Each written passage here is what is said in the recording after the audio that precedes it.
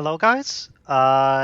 This is my first build guide for Path of Exile, and it is on a build that has been present since Scourge League, maybe even earlier. But Scourge League has made this build popular, and people thought that this build may have been butchered by the fact that there are no longer any Scourge Corrupts, but this is not the case, and the build is called In Stacking Doryani's Prototype Flicker Strike. It's a Raider-based build, and it is very known for its tankiness and ability to do simulacrums. So first of all, what does this build do? So basically, this build tries to deal damage by using intelligence as a base of scaling Hands of Wisdom and Action, and Doryani's prototype to set the lightning resist of nearby monsters to your lightning resist, which in return causes them to take more damage and also bypass the fact that monsters can gain elemental resistances via endurance charges or map mods, etc., etc. And all in all, it is a very solid build for all content. It can tank a lot of stuff in the game, as I will demonstrate quickly in this random twisted. And it does it via using the very known Aegis Aurora and its interaction to replenish energy shield by 2% of armor when you block, and getting lots of armor via Shaper's Touch and our notable Iron Reflexes, which converts all evasion rating to armor. All in all, this causes, and in addition, because you are embracing getting hit, you are generating flask charges via the mod gain flask charges when you're hit by an enemy, which give you a lot of resistances. And also a lot of other boons, and overall make you very, very tanky, and a very straightforward build to deal with things. Like, for example, this Twisted. You can deal pretty much with any content. Some content may be really hard due to the limitations of this build, due to you having so much negative lightning resist. You have a very hard time tanking lightning dots, and a sort of hard time tanking other dots. Also, it is very hard to scale damage compared to other Flicker Strike builds, due to you investing so much into Ind and you are not critting, because it would be way too hard to invest into crit into this build. But all in all, it's as I said, a very effective build, very good to farm Simulacrum, and I will now explain how to get this build started after showcasing this. So as I said, it's a viable Simulacrum runner, and pretty good. So this is what I'm running currently. This showcases how much damage you can get out of this with single target damage and going for nice, good upgrades. But I'll showcase what you need to buy, how you craft the stuff, because it is very easy and very straightforward to craft for this build. So, like, this is just to show here what my gear would be on this character, where I did this this twisted on. You can farm Maven. If you're good at the game, I think you can do Feared with this build, but be careful about Shaper due to your minus lightning resistance. Also, there is still room upwards in the damage. I have not gotten myself certain upgrades, but I'll get to that. Okay, so how do you get this build started? So let's go first of all to the necessary uniques and clusters. So as I explained, you need a Hand of Wisdom and Action with at least like 11% increased intelligence, maybe a little bit extra increased elemental damage with attack skills, on it. And if you can get it, you need to get the quality for attack speed. And if you want to upgrade this claw even more, you can go for the option that I have taken and get a corrupt with increased attack speed. These are pretty expensive, especially if you want the harvest quality mod. You can also go for the accuracy quality as I did in my build. You also really need an Aegis Aurora. No corrupt required, but there are a lot of good corrupts you can get. You need a Doryani's prototype. There are also some good corrupts here, for example, less damage taken from critical strikes, which may help in Simulacrum and save you from Rippy mods. And then you need a Shaper's Touch. Very important that you corrupt it with +1 Frenzy. And like quality, you don't care about it. As long as you get Shaper's Touch with +1 Frenzy, you're fine. Qualitying it is like a really minor increase. Then for your jewels, you need split personality.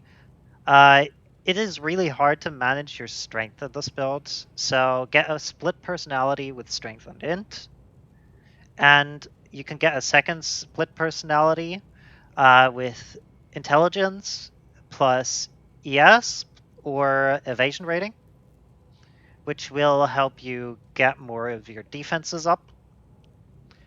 Then you need 2 Thread of Hopes with a large ring and as much negative resist as possible. So for this example, I'm taking a -19. You can also get a -20. It should cost about 1x. And as said, you need 2 of these. You need a Fertile Mind. If you can afford it, just get one with Corrupted Blood immunity. This will make Cyrus pretty much a walk in the park, due to Cyrus having very minor degens apart from the Chaos Storms that he's doing. And apart from that, like you can tank pretty much every hit in Cyrus. Even like the fountains are hit based, so you actually heal from the fountains.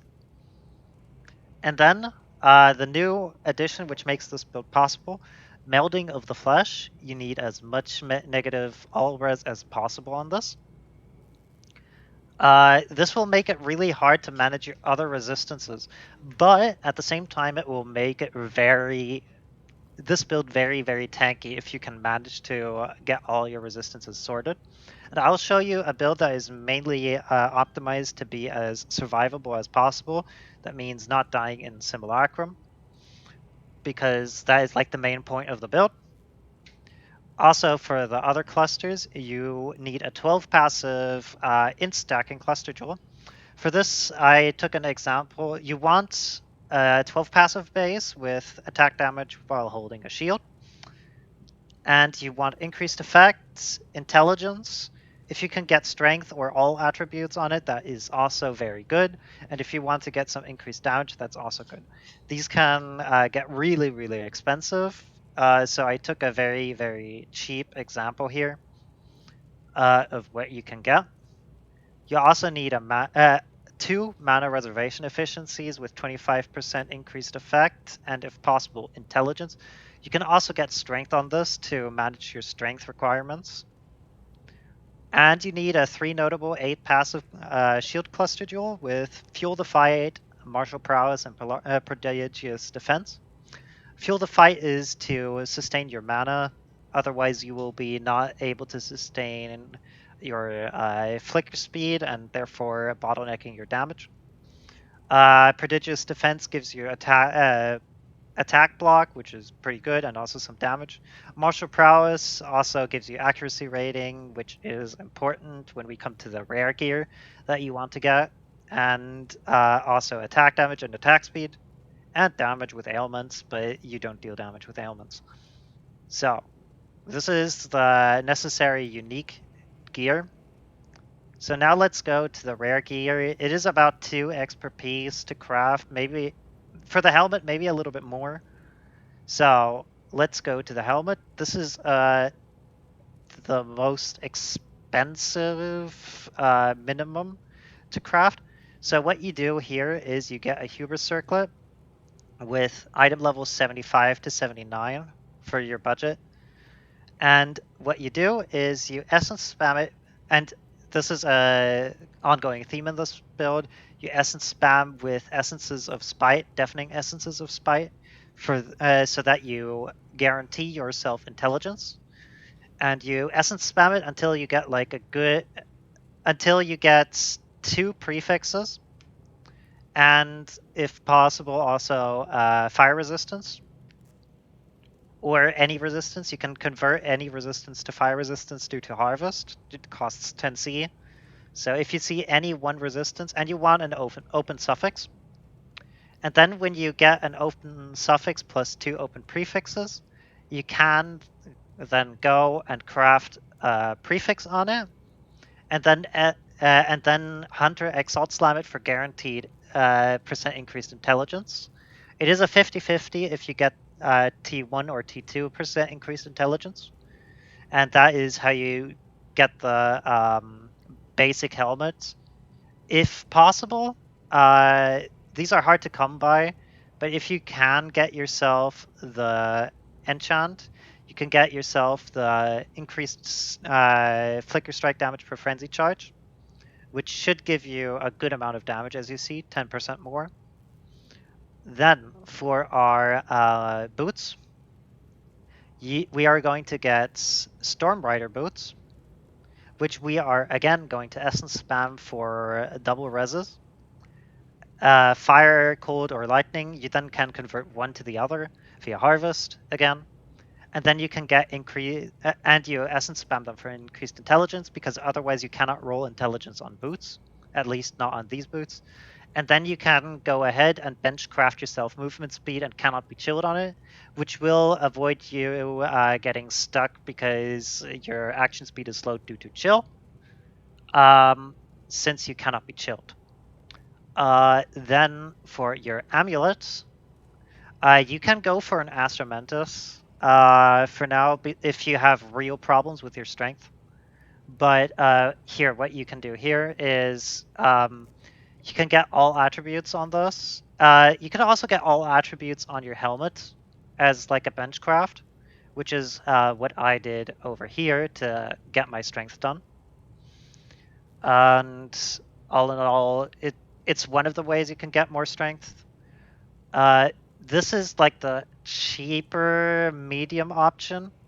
So you again essence spam until you get all attributes, or you get weds and ES and other good mods, or double reses.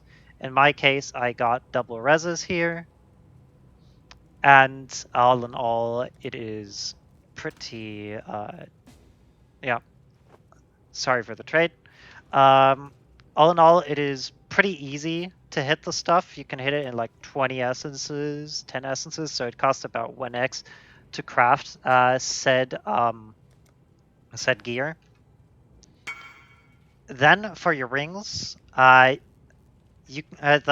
expensive part is when you change the base for your rings. So you want to essence spam them with spites again to get double reses, and you want to do it on a 2-stone ring fire plus cold base, or you can get a ruby ring that also works because it is easier to cap your cold resistance than your fire resistance due to a certain aura we were taking. And you want to spam it with intelligence, and then you can bench craft elemental wed on this. If you want to go a bit more expensive, you can even get yourself fractured T1 wed, and then essence spam it, which will guarantee you to deal more damage. And it's a pretty significant amount of more damage. Should cost around 1x the base. And if you want to go really extravagant, you can go for percent intelligence base. This will make it harder for you to cap your res. And what you do here is also essence spam for fire for 1 res or 2 reses if you're lucky. In this case, I got double T2. The nice gibberish glitch going on again. And then I prefixed to suffix beast crafted the other res on it. And then you lock suffixes and veiled chaos it for flat lightning. You block mana while doing so, in my case, I was super duper lucky and I got percent increased wed as T1. So this ring is pretty much GG for me. And to get such a ring, that's going to be really expensive. I can't tell you how expensive though. Then for your belts, again, the same spiel. You want to get double reses, and you want to get your int done. You want to spam it with int essences again. Good. Now for the flasks, every single you're going to run one basalt flask, a ruby flask, sapphire flask, strip knife flask, and jade flask. All are supposed to have gain charges when you're hit by an enemy. At least 4 charges. If you can get more, even better. Like 6 charges is like pretty good. You can get up to 7, but those get really expensive. And for your suffixes, you want increased armor, increased evasion rating, increased attack speed. Movement speed during flask effect is one option, and attack damage leached as life. I'll get to that in your tree. As said, we got these clusters. And then there's an option where you go for an Unatos Vow if you have the money for it in your you go for this option only if you have the money for an Unatos Vow with negative lightning res and positive fire and cold res. And like you need good reses too. This will give you a lot of damage at the cost of a lot of int, which also will reduce your survivability. But as you see, you can get a truckload of damage out of this. So now for our gem setups. We want for our Flicker Strike, Multi-Strike. This is the first expensive upgrade you have to get, Awakened Multi-Strike. This will help you so much in bossing because something that will happen in this build is that you will have situations where you don't gain frenzy charges via your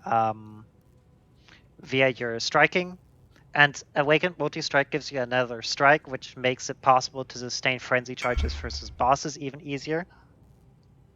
And then you can,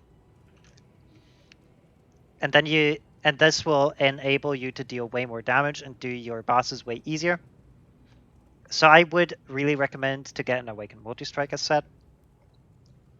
And then Wed, if you get Awakened Wed, you will still die to Reflect. So I'm going to warn you about that because you're going to use Tempest Shield, and every time you block a hit, Tempest Shield is going to chunk you for like the reflect damage. Also, like Uber Atsiri can still be dangerous sometimes. Then for our second setup here, Reckoning, Rage, and Whirling Blades. I slotted it in my shield or in my claw. In Simulacrum, this will provide you with a lot of rage generation, which is very helpful in boosting your damage. And like you can easily, depending on how many hits you take, get to 50 rage. If you have the money, you should buy yourself the Divergent Rage support, which will give you even more rage generation, which will make it even faster to generate rage. Then for your cast wound damage taken, you want a level 20 Vol Molten Shell, level 20 cast wound damage taken, and level 20 punishment. This is the only curse that you're really running in this build, since there is like not a real curse you can run. Then for auras, in your helmets, you will need an Enlighten level 3. Level 4 is only if you want to fit 6 auras. I'm going to fit only 5. Then you want to run a Discipline 20 or 21. 21, of course, is more yes. Grace 20 and Determination 20. If you can't manage the Strength, go for the 20, maybe even a 19 in this case. Though actually, like 20s, if you can go for a 21, go for a 21. You do not need quality on any of these. Only if you get Divergent Determination, which is pretty expensive, you need quality on it. Then you need Ancestral Protectors and Ancestral Vol Ancestral War Chief linked to multiple totems. And if you get the Phantasmal Ancestral Protector, which is a little bit more expensive, you also slot in an Enhance level 3 or 4, which will help you boost your damage a lot when you fight your bosses. And then you can go for for your last auras, you're going Tempest Shield, Purity of Eyes, and then if you're not on the Ulnatul setup, you can go for a Sigil of Power. I am using a Divergent Sigil of Power to give me the ability to shock even though I don't have crit, which is pretty helpful. You can get up. I can personally get up to 27% shock onto Maven, which is very decent, or like 7 to 8% shock on Kos 30. All in all, this helps. For a Watcher's Eye, I did not insert a Watcher's Eye in this build. You would put it up here, which would require, in this case, level 95 to insert a Watcher's Eye. And your Watcher's Eye options are ES on hits. You can go for Wrath if you want to play with Wrath to increase your damage at cost of survivability.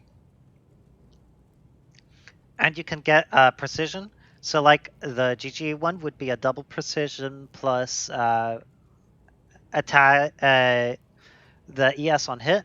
ES on hit is to counteract degens which lay on the ground if you're not getting hit by like the boss, for example, Maven. It is really helpful in survivability. So now let's get to the tree. This tree goes pretty much all over the place. So we path down here. We take the strength node in this case to get more strength. This strength node also to get more strength. As you see, this build is very strength starved. This Thread of Hope is going to get ourselves Iron Reflexes at first. Panopticon, it's a lot of damage when you have your totems. Master of the Arena for the strength. Mana Flows is a lot of intelligence.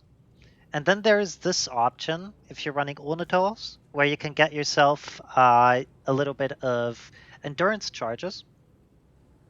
And then down here, you are getting the Cyber of the Slaughter to get even more damage and a minimum Frenzy Charge. We also take this Frenzy Charge node. Down here, we slot our 8 passive. It is very important that the 8 passive goes here and not where the other Cluster Jewel is, which is up there. The other Cluster Jewel has to be up there. This will also provide us with more evasion rating as the small nodes. And we put both our mana reservation efficiency small clusters in here, and we take all these nodes here. Then for our keystone here, we're taking precise technique because we are never dealing critical strikes, which will increase our damage by a good amount. Another frenzy charge, and here we will put our fertile mind. Up here, we can put our melding of the flesh, since we need a path here anyways. And then we scroll up, we get Ghost Reaver, we get ourselves Chaos Enoch to guarantee ourselves Chaos Immunity. Then here we take Influence, this entire wheel, and Mana Reservation Efficiency of skills. Then here, the weapon penetrate 8% lightning resistance, lightning damage with attack skills. And as our lightning mastery, lightning damage with non-critical strikes is lucky. Since we are never critical striking, our damage is always lucky, which will increase our damage by a lot. We take this int node, of course, with increased attributes, which helps a little bit with our strength problems, but mainly gives us a lot more int. Then up here, we can take the we put in the double split personalities. And if you want to take more damage, these nodes are pretty helpful, especially if you got a good cluster jewel. Down here, I'm taking this entire wheel to guarantee us to get 86% fire and cold res. If we don't take this node, we have 85, but 86 max cold and fire res. This will give you a solid boost in damage reduction against elemental. Then here is a Thread of Hope again with negative lightning with negative elemental reses and only effects in large ring. And we take Divine Shield, which will give us a lot of ES recovery. Glancing Blows, which will cap our block. Then Divine Fervor, which gives us int and strength. And some people do not take this entire wheel, but I would take this entire wheel if because I'm budget and take sovereignty, literally everything, and our reservation mastery is increased effects on you, which will help us get more effect on our auras and more ES and more damage take, increased damage taken. And we take also the shield node here.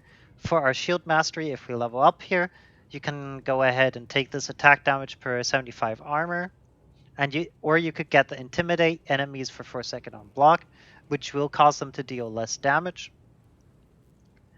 Or you could also get this 5% this block chance, which would cap your block chance. Okay. Uh, for upgrades, first you will have a lot of survivability on a low budget, but the damage will be lacking in the beginning.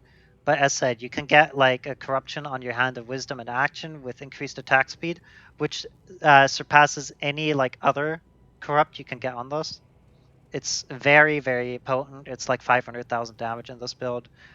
You can get a GG double influenced amulet with increased attributes, increased intelligence, and damage per 15 intelligence, including also other very juicy modifiers. If you can get one with like 60 int, that would be great, but those are extremely expensive. You can get yourself an elevated hubris circlet for your corruption on the Doryani's prototype. You can get the reduced extra damage from critical strikes. You can also get reduced cold damage. You can get increased damage. For this one, I like this idea here, which is 7% of physical damage from hits taken as chaos damage. You can also get increased block, or you can get a 23 discipline. In that case, you would slot all your auras into the shield, including your enlighten, and you would drop the aura gem for discipline or for determination, and you would get a 23 determination from this, which is solid. You can also get the corruption that gives plus to gems, which is also pretty solid. You can get a double corrupt for attack speed on your Shaper's Touch, which is expensive. On this, you can get T1 Wed, which requires a eye level 86 base for your belt. This is a very interesting.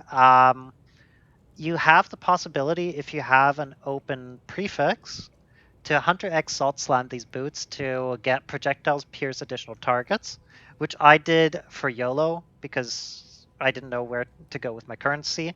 And this can allow you to swap to Lightning Strike for bosses which do annoying degens, which you accidentally flicker into, so that you can swap to Lightning Strike. And in this case, you can, use Lightning Strike to, for example, kill the Maven Brain without having too much of a hassle with the degens. And you can, of course, get these percent int rings. You can also get a +1 frenzy ring, which are extremely expensive, but they should also help. The percent int ring will help you with more defenses. The maximum frenzy will give you a shitload of damage. But it's inconsistent damage due to you having to sustain your frenzy charges. And as said, you definitely need an awakened multi-strike for the build to feel absolutely clean. And if you're at that point, you should be pretty fine. What I think about like investment, you need at least like 15x to get this build started. If you want it to feel really good, 40x. If you want it to deal as much damage as I have, over 100x should be very good. Should make this feel absolutely clean. Do wave 30 simulacrum every time, no portals used. And if you want a lot of damage, you can of course go for Wrath, which I'm not. And all in all, this build is very solid for pretty much any content. Only a few things in this game kill you with this build. Mainly, first of all, you being a bad player and running into stuff you shouldn't run into. For example, Maven Brain, Brain Blast. or you tanking a Shaper Beam, because Shaper Beam is a lightning dot, and Doryani's prototype does not help you against lightning dots because they are not hit based, and it only protects you with its armor from hit based. Good. All in all, if you want a build that can do pretty much anything, this build is the way. It's awesome. It's an awesome experience to craft everything, and yeah, I hope this video was educational. Sorry for the lack of editing, but this video is just for me to put together how to create this build. Anyways, see ya.